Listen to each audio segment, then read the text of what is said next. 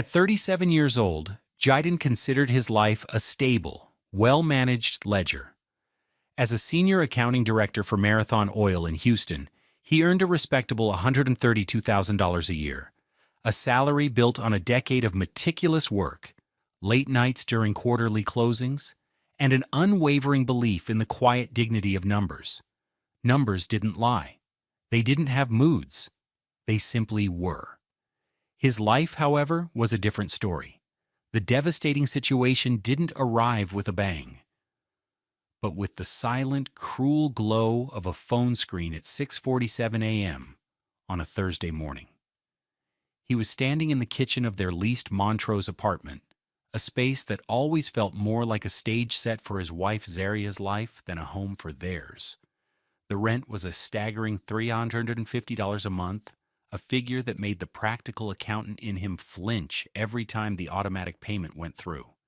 He was waiting for the $800 DeLonghi espresso machine to hiss to life, a purchase Zaria had insisted was an absolute necessity for her brand's morning aesthetic.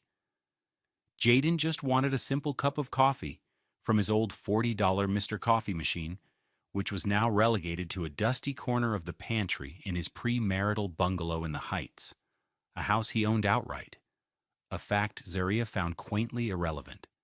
He picked up his iPhone 12, its screen slightly cracked in the bottom corner, a testament to his belief in using things until they were truly broken. He didn't have a big social media presence. His Instagram was mostly pictures of architectural details he admired on his walks, and the occasional shot of the Houston skyline from his 34th floor office in the Marathon Oil Tower. He scrolled idly, a morning ritual of catching up before the day's numbers demanded his full attention. He saw a post from a college friend, a picture of a sunrise over Galveston Bay, and then he tapped on Zaria's profile picture, a small, perfectly curated circle of her face. And there it was. Underneath her name, where her bio used to say something about being a lifestyle curator and brand architect, were 8 words that vaporized the morning calm. Single until someone proves they deserve me. Jiden read it once, then a second time. The hum of the espresso machine seemed to fade into a distant buzz. The air in the climate-controlled apartment felt suddenly thin and cold. He was a man who dealt in facts, in verifiable data. The fact was he was married to Zaria. They had signed a legal document. They slept in the same bed, a massive $4,200 platform monstrosity she'd ordered online. He paid for the apartment she was currently sleeping in, just down the hall. Yet here was a public declaration, broadcast to her 78,000 followers, that she was single. A strange, icy calm settled over him. It wasn't the hot, explosive anger he might have expected. It was the cold, clarifying fury of an auditor who has just found a multi-million-dollar discrepancy. It was the quiet certainty of an equation that does not balance. The betrayal wasn't just the words. It was the casual, public cruelty of it. It was a unilateral dissolution of their shared reality, announced to the world before it was ever mentioned to him. He took a screenshot. The timestamp at the top of the image read 6:48 a.m. Evidence. He saved it to a new, password-protected folder in his phone's files. He named the folder Contingency. He had no idea just how necessary that folder would become, or how quickly it would fill. But as he stood there, the scent of expensive coffee filling a home that no longer felt like his, Jiden knew one thing with absolute certainty. The ledger of his marriage was about to be closed, and he would be the one to balance the books. Have you ever had a moment where one small detail revealed a much larger, painful truth? It's a feeling that can take your breath away. And for Jiden, this was just the beginning. Stick with us to see how a man of quiet numbers prepares to make the loudest statement of his life. Their life together, looking back, had always been a performance of domestic normalcy, heavily subsidized by his steady Marathon Oil salary. The facade was beautiful, expensive, and meticulously documented on Zaria's Instagram feed. Their apartment in Montrose was a prime example. Every piece of furniture was chosen for its photogenic qualities.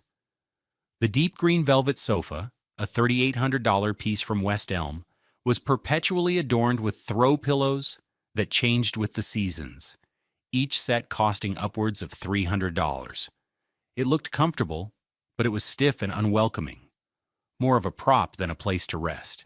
Jiden often found himself retreating to the single worn leather armchair he'd brought from his old life, a $600 purchase from a decade ago that Zaria was constantly trying to rehome. A typical Saturday would begin with Zaria's ritual. "Babe, can you go grab us lattes from Agora? The line will be insane if we wait." Agora was a trendy coffee shop a mile away, and 2 large oat milk lattes with her specific modifications came to $14.75 before the mandatory tip.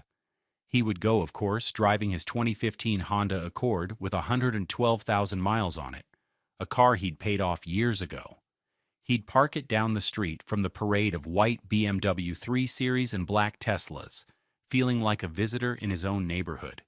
He'd return with the coffee, and she would take a dozen pictures of her cup against the backdrop of their white marble-topped coffee table, a $900 item that was a nightmare to keep clean. The caption would read something like, "Slow Saturday mornings are my love language. Self-care, Houston living." The coffee would often be cold by the time she finally drank it. Their finances were a constant low-grade source of tension. Jayden was a saver, an investor. His 401k was maxed out every year, and a significant portion of his income went into a portfolio of index funds and his Marathon Oil employee stock purchase plan. Zaria was a spender. Her income as a brand architect was sporadic and opaque. It seemed to consist of a few $1,000s here and there for a sponsored post, money that evaporated as soon as it hit their joint account. The real funding for her lifestyle came from him. "I absolutely need this for the conference in Austin," she'd said a few months ago, holding up her phone to show him a picture of a $2,400 Burberry trench coat. "It's not a purchase, Jayden. It's an investment in my personal brand. It projects success." He had looked at the price tag, his mind automatically calculating how many hours of poring over complex derivative accounting schedules that coat represented. "Zaria, that's more than the mortgage payment on my house." She had waved a dismissive hand, her fingers adorned with rings from a local artisan that cost $150 apiece. "Don't be so dramatic. It's not a mortgage, it's rental income. And besides, your house is just sitting there. We live here. This is our life." The bungalow in the Heights was his sanctuary, his anchor to a life of authenticity. He'd bought it for $220,000 before the neighborhood exploded, and it was now worth nearly triple that. It was a simple 1 to 200 square foot craftsman, filled with old wood and warm light. He paid the taxes and insurance on it from a separate account fed by the rent he charged a nice young couple. To Zaria, the house was a failure of imagination, a symbol of the small, boring life she thought he wanted to trap her in. To Jayden, it was security. It was real. Unlike their Montrose apartment, the bungalow's foundation was solid. He remembered their second anniversary dinner. Zaria had insisted on Uchi, a notoriously expensive sushi restaurant. She wore a shimmering silver dress that cost $850 and had spent the afternoon getting her hair and makeup professionally done for another $400. She took dozens of photos, posing with her cocktail, with the artfully plated sashimi, with him. He felt like a prop in her photo shoot. The bill came to $580. As they were leaving, she'd glanced at his watch, the simple $89 Timex he wore every day. "You know," she'd said, a little too loudly, as a valet brought around a gleaming white Porsche, "we really need to upgrade you. That watch is just sad. It doesn't say senior director." He had just looked at her. "It tells the time," he'd said quietly. "That's what it's for." She had sighed, a long, theatrical exhalation of disappointment. You just don't get it, Jai. It's not about telling time. It's about telling the world who you are. At the time, he thought she was being superficial. Now, standing in the kitchen staring at her new Instagram bio, he realized she had been telling him exactly who she was all along. She was a woman who defined herself by public perception. And now, she had publicly perceived herself to be single. The Instagram bio was not an isolated incident. It was the culmination of 1,000 smaller betrayals, a pattern of escalating cruelty that Jaiden had absorbed with the stoicism of a man who mistook patience for love. The outrage had been accumulating for years, a slow-building pressure behind a dam of his own making. There was the incident at his company's holiday party last December. It was held at the Post Oak Hotel, a monument to Houston's opulent excess. Jaiden was proud of his work, of the team he managed. He was looking forward to introducing Zaria to his colleagues and his boss, a formidable woman named Cynthia. Zaria had arrived late, making a grand entrance in a scarlet-red gown that cost more than his first car. A $1,900 expense she justified as networking attire. He introduced her to Michael, a junior accountant on his team, a bright young man Jaiden was mentoring. "Zaria, this is Michael. He's one of our rising stars."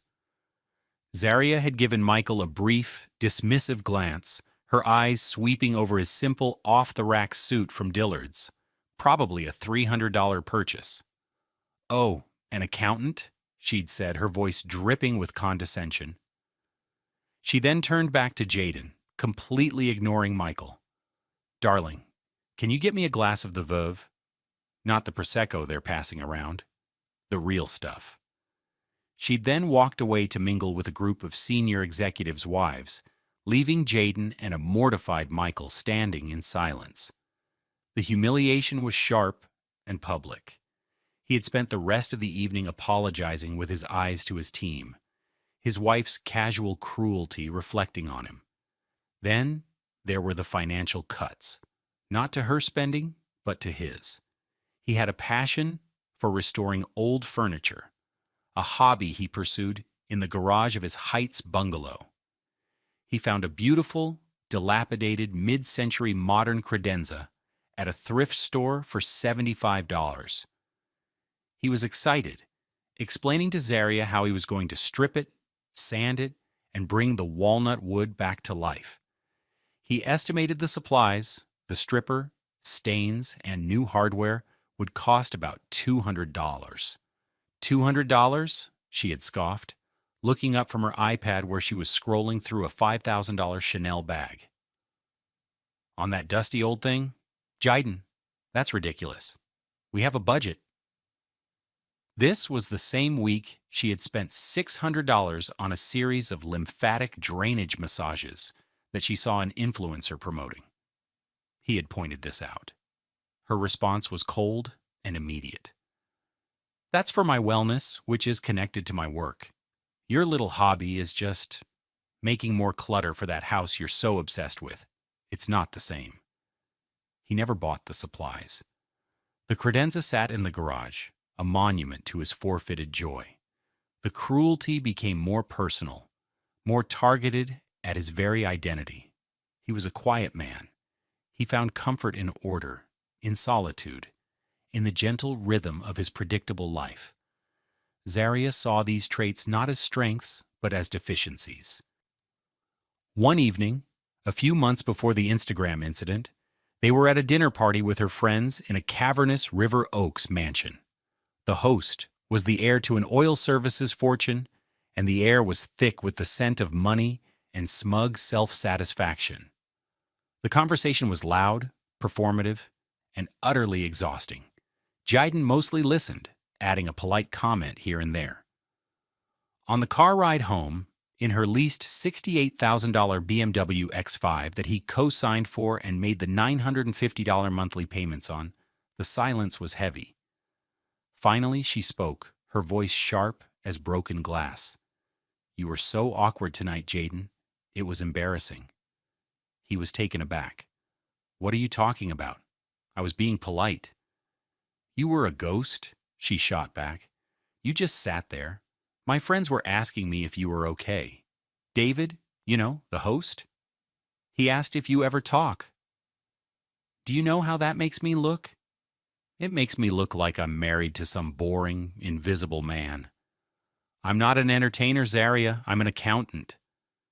Exactly, she'd said, turning to him, her face a mask of frustration in the passing streetlights. That's the problem. My life is about being seen, about building a brand, and I'm tied to someone who seems to be actively trying to be invisible. You're holding me back. Your whole life is just beige. Beige. The word had stuck with him. His life wasn't beige. It was grounded. It was a deep, solid oak. It was the luminous, deep brown of his own skin, something he was proud of, something that felt rooted and real. Her world was a kaleidoscope of fleeting, flashy colors, all surface and no substance. He realized she didn't just dislike his hobbies or his watch. She disliked the very essence of who he was. The final, most cutting betrayal before the bio change happened just 2 weeks prior. It was his 37th birthday. He hadn't wanted a big party. His only request was a quiet dinner at home and maybe a walk through Herman Park. Zaria had agreed, but when he got home from work, the apartment was empty. A small box from a bakery was on the counter with a note. Happy birthday, got stuck in a content creation session. Have a slice for me? So Zed. Inside was a single, ridiculously expensive cupcake that probably cost $9. He sat in the silent, immaculate apartment, the one he paid for, and ate the cupcake alone. He looked at the perfect swirl of frosting and the edible glitter.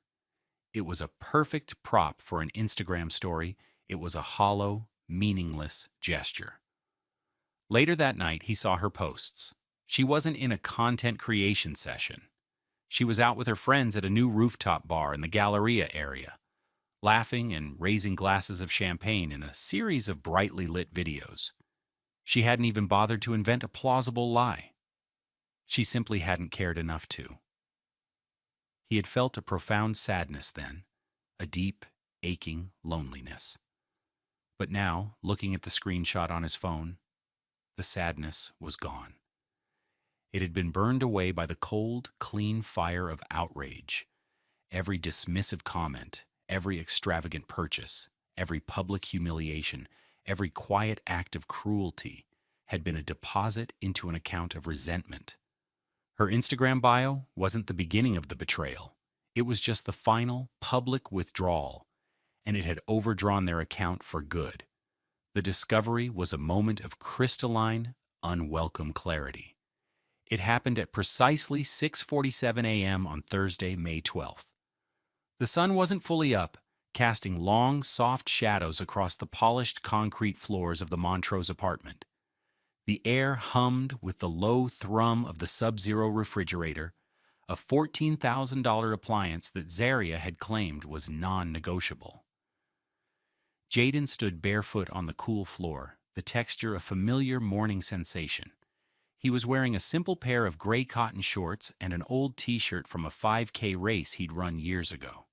He had tapped on his phone, the muscle memory of his thumb swiping through apps without conscious thought, news, email, weather. Then, Instagram. It was not a place he lingered. For him, it was a digital postcard from friends and family. For Zaria, it was her office, her stage, and her mirror. He rarely looked at her profile directly, usually just seeing her posts as they floated through his feed. But that morning, something made him tap the small circle with her professionally shot headshot. His eyes scanned the familiar elements first. The name, Zaria King. The follower count, 78.4K. The grid of photos below, a perfect mosaic of brunches, outfits, and inspirational quotes superimposed on pastel backgrounds. And then, his gaze landed on the bio. A bio is a small space, just 150 characters. It's supposed to be a summary, a headline for a life. Zaria's headline had changed. Single until someone proves they deserve me. The words seemed to lift off the screen. He felt a physical sensation, a sudden hollowing in his chest, as if a support beam he hadn't known he was leaning on had just been kicked out. He held the phone closer to his face, his vision narrowing until the 8 words were all that existed. The font was a clean sans serif. The letters were black against the white background of the app. There was no ambiguity. His mind, trained to find patterns and verify data, went into overdrive. He tapped on her posts. The most recent one was from last night, Wednesday. A picture of her smiling at a trendy new wine bar, Clay. The caption, "Trusting the process and embracing the journey." The comments were full of fire emojis and phrases like, "Yes, Queen," and "You're glowing." He now understood the context. Her followers weren't seeing a woman enjoying a night out. They were seeing a newly single woman, bravely stepping into her next chapter. The betrayal was breathtaking in its audacity. This wasn't a cryptic post. It wasn't a moody quote. It was a direct, factual statement, placed in the most prominent position on her public profile. She had declared their marriage over to tens of thousands of strangers before breathing a word of it to him. He was not just a husband. He was an obstacle she had publicly cleared from her path. His thumb moved with a chilling precision. He pressed the side button and the volume up button simultaneously. The screen flashed white, capturing the image. The screenshot showed her profile picture, her name, the follower count, and the damning bio. At the very top, the digital clock on his phone displayed the time, 6:48 a.m., his evidence.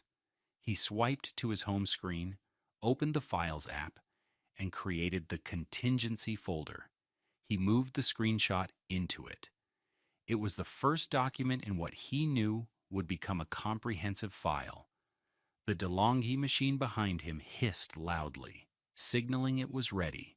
The sound made him jump slightly, breaking the spell. He looked at the 2 small espresso cups he had placed under the spouts, one for him, one for her. It was a habit, an act of service he performed every morning. He reached out and slid her cup away. He let the machine pour a double shot into his cup only. He drank it standing there, the bitter, hot liquid a jolt to his system. It tasted like resolution.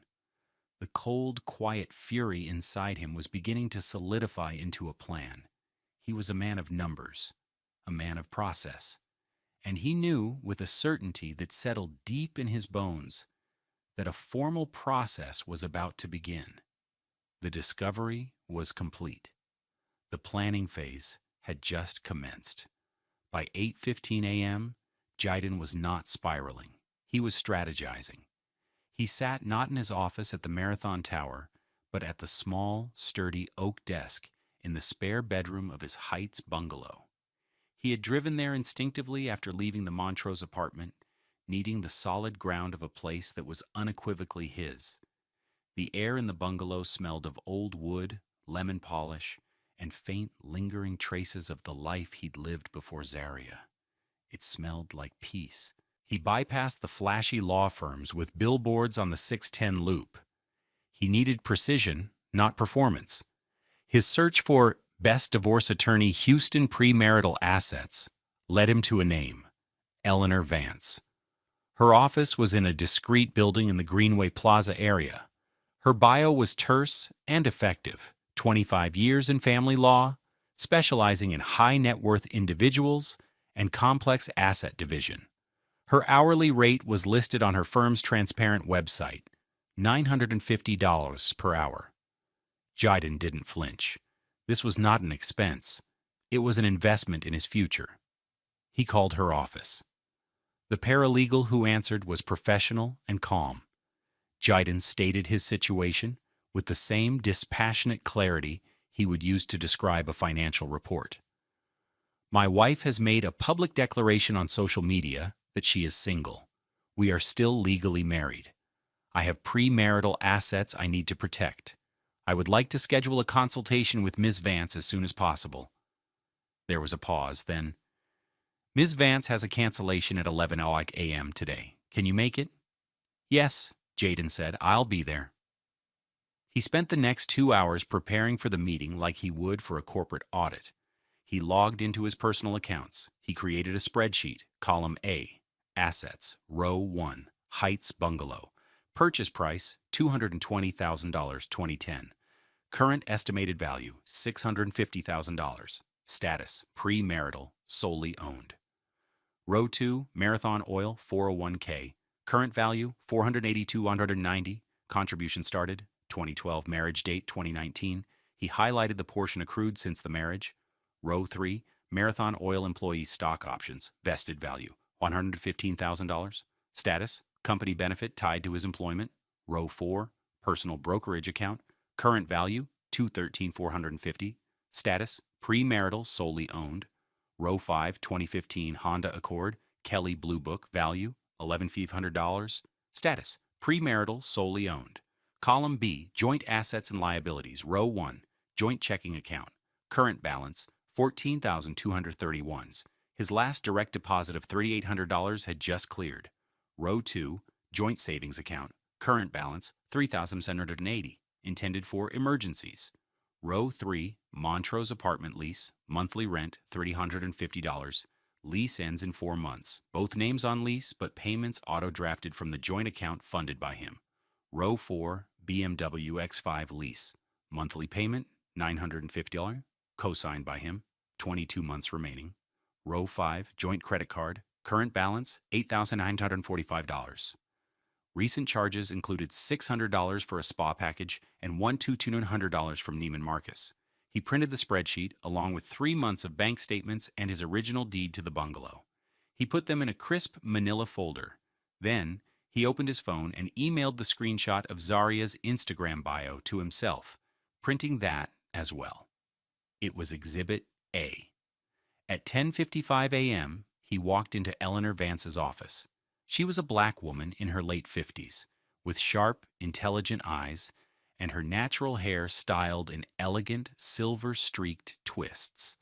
She wore a perfectly tailored navy blue suit that probably cost $3,000, but unlike Zaria's clothes, it wasn't for show, it was armor. She didn't waste time with pleasantries. "Mr. King," she said, her voice low and direct, "you have 1 hour. Tell me everything." Jaden laid out the folder. He walked her through the spreadsheet, his voice even and calm. He explained the financial dynamic, Zaria's spending, and his contributions.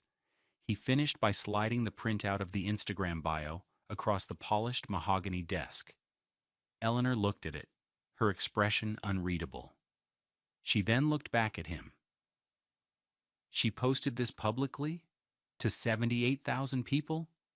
"Yes," Jaden said, "sometime between last night and this morning." Eleanor leaned back in her chair.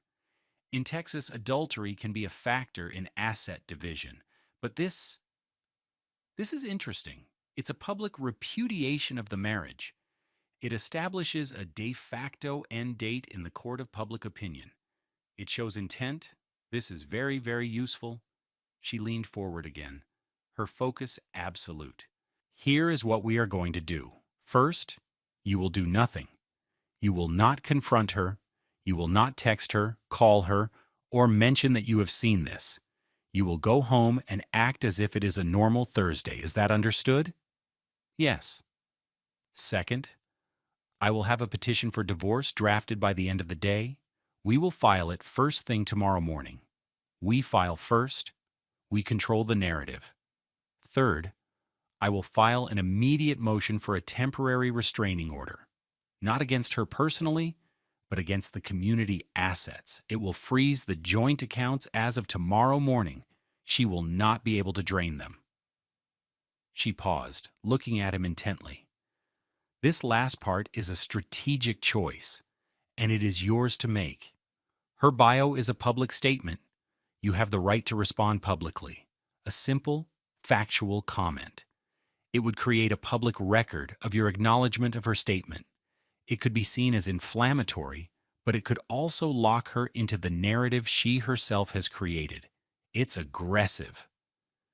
Jaden thought of the years of quiet humiliation, of being made to feel small and beige. He thought of his birthday cupcake. He looked at the woman who was offering him a path forward based on logic and law. "What would you suggest I comment?" he asked. Eleanor almost smiled. "Something simple, something that doesn't sound angry.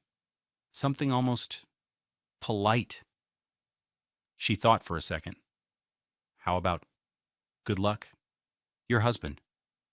Jaden felt a chill run down his spine. It was perfect. It was devastating. It was final.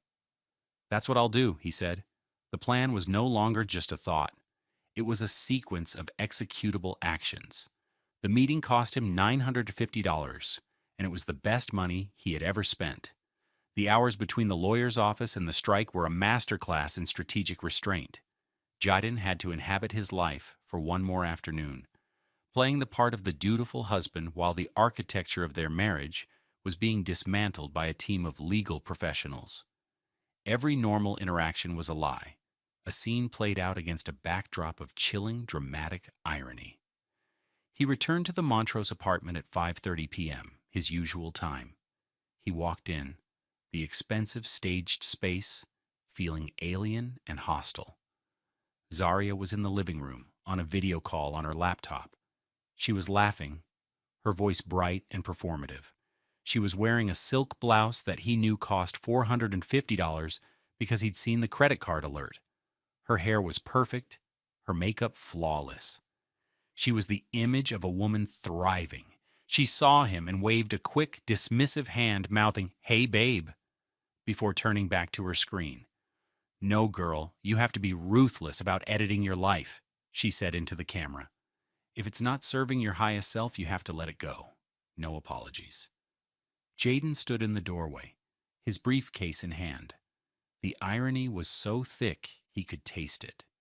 He was the thing being edited, the thing that was no longer serving her highest self. He simply nodded, walked to their bedroom, and closed the door. He felt nothing. The emotional circuit breaker in his mind had been tripped. All that was left was the cold, clear hum of the plan. He changed out of his work clothes, a crisp $150 Brooks Brothers shirt and tailored trousers, and into a simple gray shorts and t-shirt. He walked back into the living room. Zaria was off her call, now scrolling through her phone, her brow furrowed in concentration. She didn't look up. "Tough day?" he asked, his voice a carefully calibrated instrument of normalcy. "Ugh, the algorithm is a nightmare," she said, her thumb swiping furiously. "My engagement on the post from last night is stalling, and I have a deadline for a sponsored post for that new skincare line. But the lighting in here is terrible this time of day." She sighed dramatically. "I'm exhausted. What are we doing for dinner?" "We?" The question was a genuine slip. He hadn't thought that far ahead. She finally looked up, her eyes annoyed. "Yes, we, as in you and me. I don't have the energy to cook. Can you just order something from Postino? Get the bruschetta board and a bottle of the Chianti." "Sure," he said. An order from Postino would be about $80.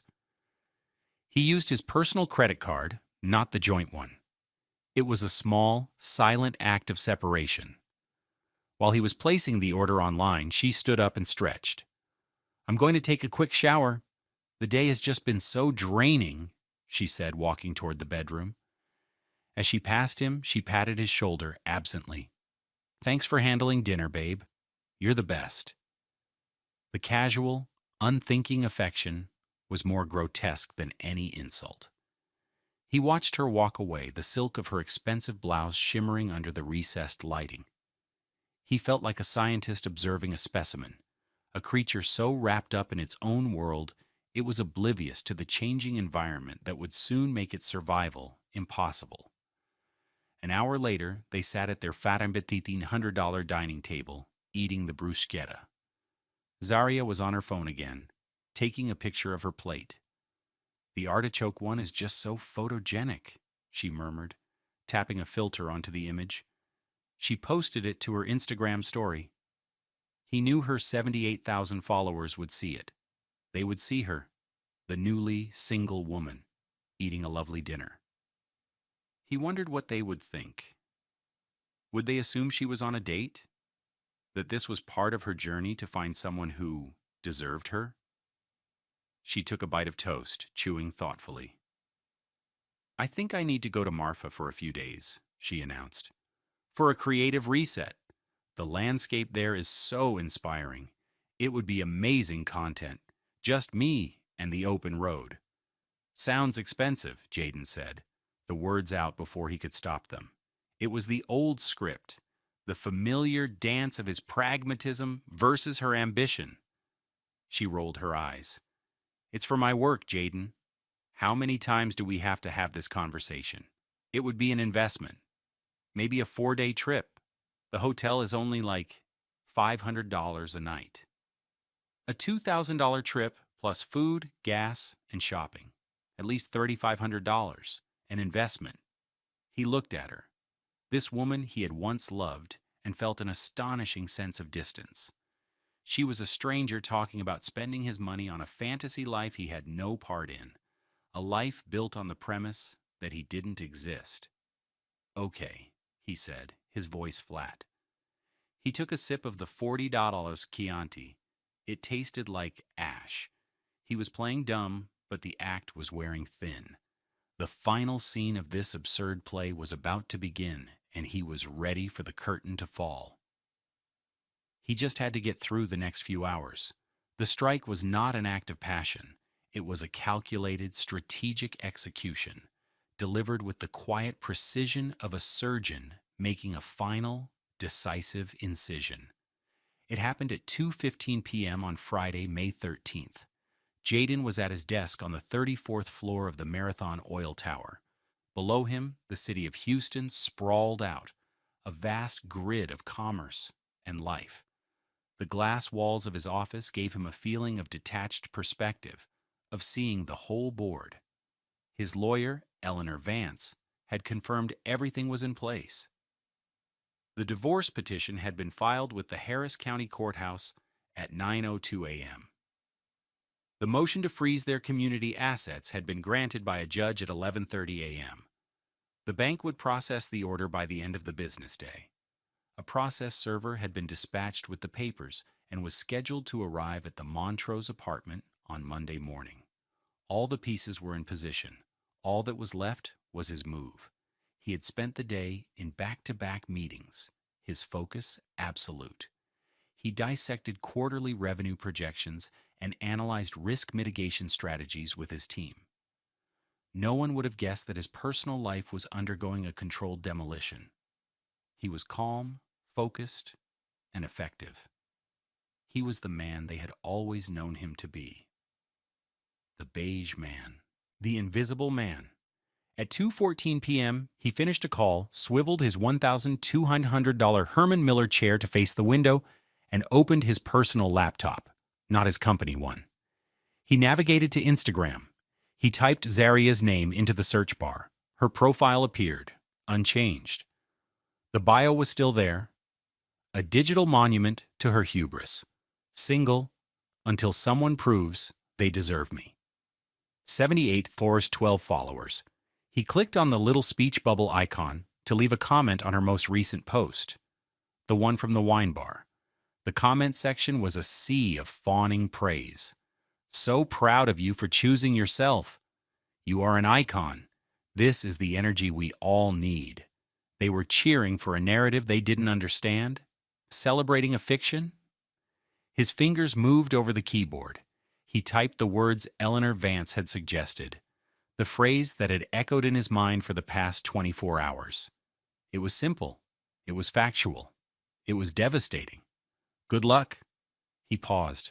He needed to sign it, to remove all doubt, to make it a public record. Your husband. He read the 6 words one last time. They were perfect. They were a quiet, factual correction to her loud, flamboyant lie. He clicked post. The comment appeared instantly at the top of the feed, his profile picture, a simple, professional headshot, next to it. For a moment, nothing happened. It was just one comment among hundreds. He felt a strange sense of peace, the calm that comes after a difficult but necessary decision has been made. He had told the truth. Then the first like appeared on his comment. Then another, and another.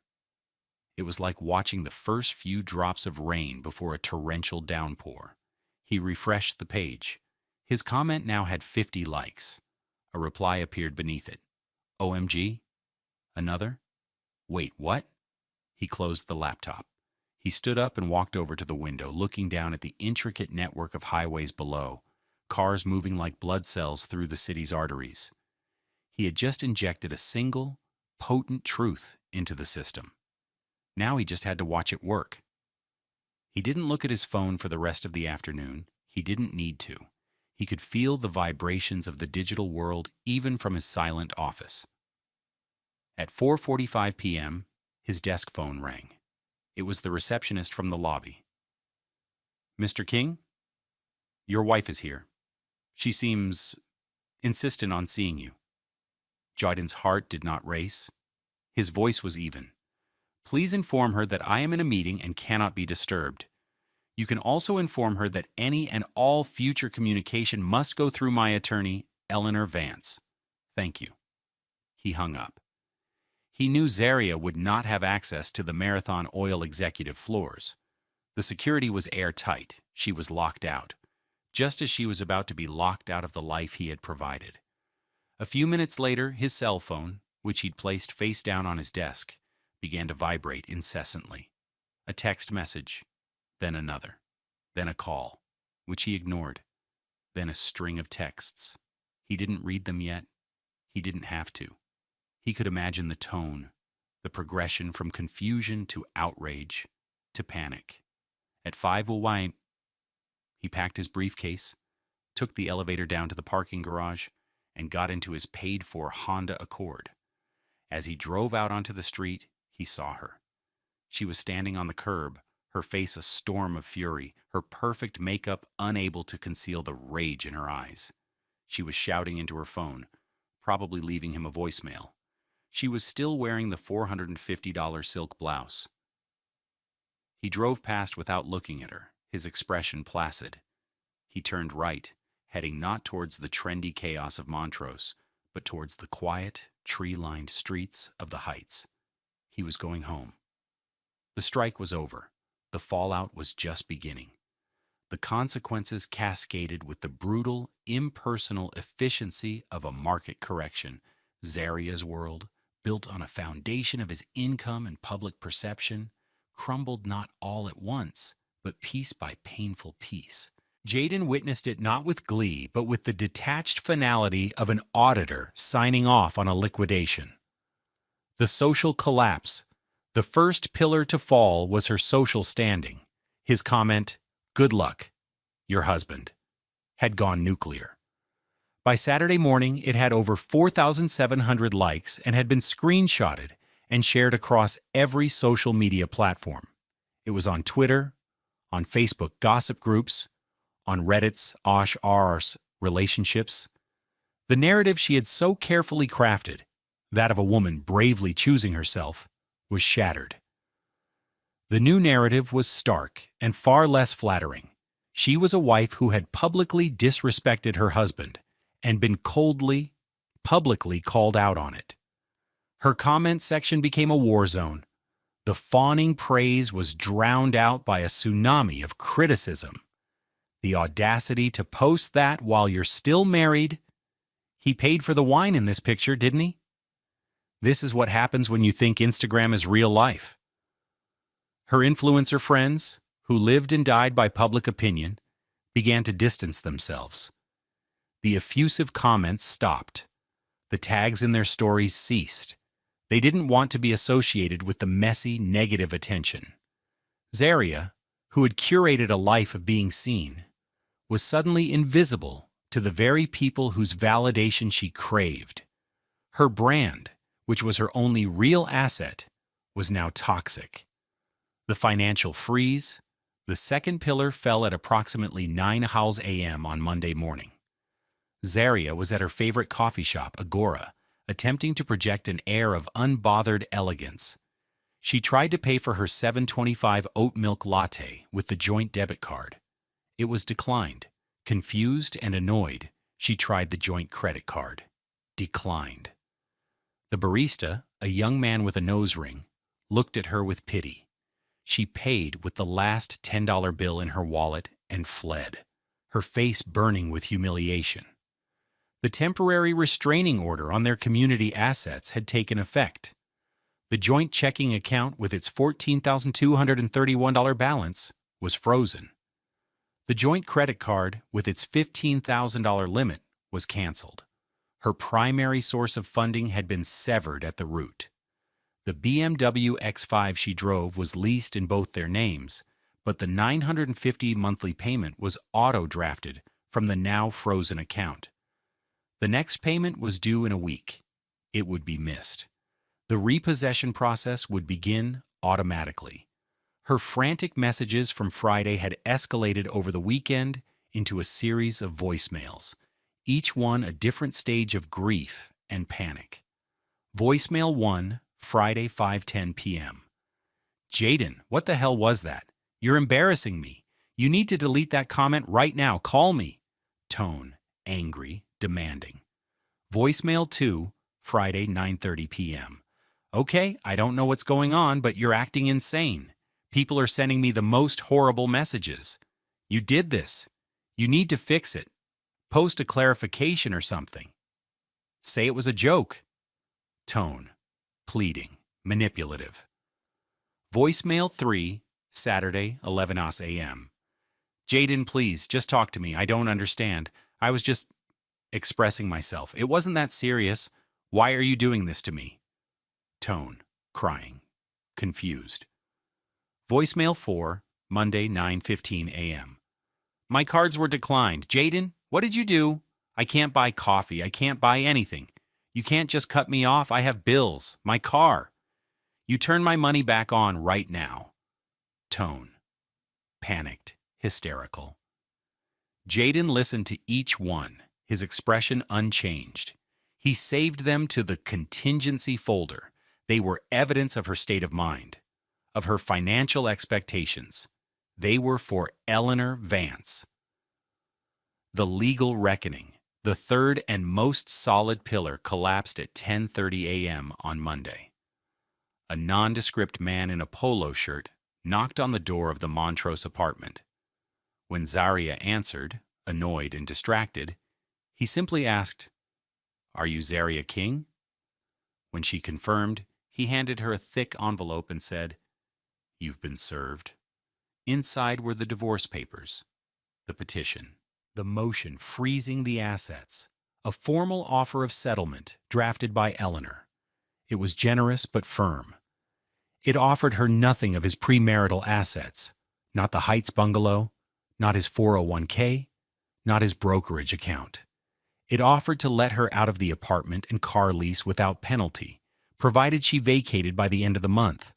It offered her a one-time lump sum payment of $10,000, representing a portion of the liquid community property, and nothing more. There would be no spousal support, the petition argued, due to the short duration of the marriage and her public repudiation of it. The papers were a cold, hard dose of reality. Her brand had no legal value. Her investments in her image were just expenses. The life she had been living was not, in fact, hers. It had been on loan, and the loan had been called in. The final consequence was the loss of the stage itself.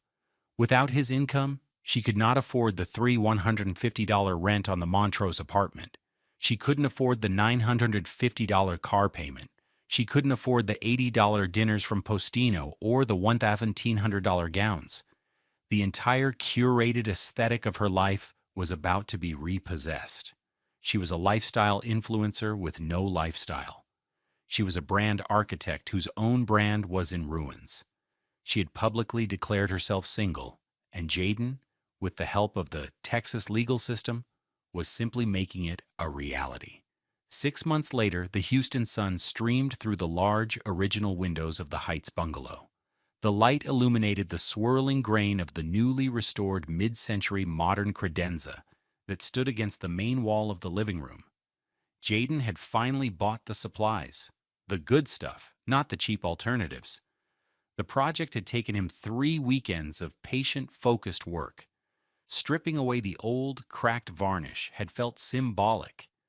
Sanding the wood smooth had been a meditation. Applying the new oil finish, watching the deep, rich color of the walnut emerge, had felt like healing. The finished piece, which had cost him a total of $275 in materials and elbow grease, was more beautiful and satisfying to him than any $800 velvet sofa. His life had been stripped down to its essential, authentic elements. The Montrose apartment was a memory. The divorce had been finalized 2 months ago. Zaria, after a brief, futile legal battle funded by her parents, had accepted the initial settlement. She had taken the $10,000 and moved back to her hometown of Dallas, her Instagram account suddenly going private. Jaden had kept his house, his retirement accounts, and his peace of mind. The total legal cost had been $1,800, a price he considered a bargain for his freedom. The bungalow was no longer just a rental property. It was his home. The rooms were filled not with props, but with things that held meaning. His worn leather armchair, bookshelves overflowing with novels and accounting textbooks, the faint, pleasant scent of sawdust from his workshop in the garage. The silence was no longer lonely. It was peaceful. His life had found a new, more meaningful rhythm. Twice a week, he would leave his office at the Marathon Tower and drive to the University of Houston, where he volunteered as a mentor for a program supporting first-generation Black students in the business school. He helped them with their resumes, coached them on interview skills, and explained the arcane complexities of corporate finance. He saw his younger self in their eager, ambitious faces. He was giving them the guidance he wished he'd had. One of his mentees was a brilliant young woman named Keisha. She was sharp, hardworking, and perpetually worried about not belonging. Jaden spent hours helping her prepare for an internship interview with a major accounting firm. A week after the interview, she called him, her voice ecstatic. She had gotten the offer. A few days later, a small, handmade card arrived at his office. On the front was a drawing from Keisha's 6-year-old daughter, a little girl named Maya. The drawing depicted 2 figures. One was a tall man with neat locks, wearing a suit and a cape labeled Super Jai. The other was a woman with a big smile labeled My Mommy. Maya had used a rich brown crayon for his skin and her mother's, a deliberate and proud choice. Inside, Keisha had written, "Thank you for showing my daughter what a real hero looks like." Jaden pinned the drawing to the corkboard in his office, right next to a complex chart of oil futures. It was the most valuable asset he owned. It was a reminder that true worth wasn't measured in follower counts or designer clothes, but in the quiet impact you have on other people's lives. It wasn't about projecting an image of success. It was about building a legacy of substance. His ex-wife had been so concerned with telling the world who she was, while he had been quietly, diligently becoming the man he was meant to be. Now, his evenings often ended with long walks along the winding paths of Buffalo Bayou Park. He would watch the sunset paint the Houston skyline in shades of orange and pink, the glass towers reflecting the dying light. He no longer saw them as symbols of corporate power, but as part of a city he loved, a city where he had finally built a life that was truly his own. He would walk, wearing his simple $89 Timex watch, feeling the solid ground beneath his feet, breathing in the warm, humid air. He was not beige. He was not invisible. He was present. He was free. And he was, finally, deservedly, at peace. The most important things in life can't be bought, And real value isn't something you post online for likes. It's something you build day by day in the quiet, unseen moments of integrity and kindness. Jiden learned that proving you deserve happiness starts with deserving your own respect first. Thank you for joining us on Love Beyond Pride. If this story of quiet strength and reclaimed dignity resonated with you, please consider subscribing to our channel and sharing it with someone who might need a reminder of their own true worth. We'll see you in the next story.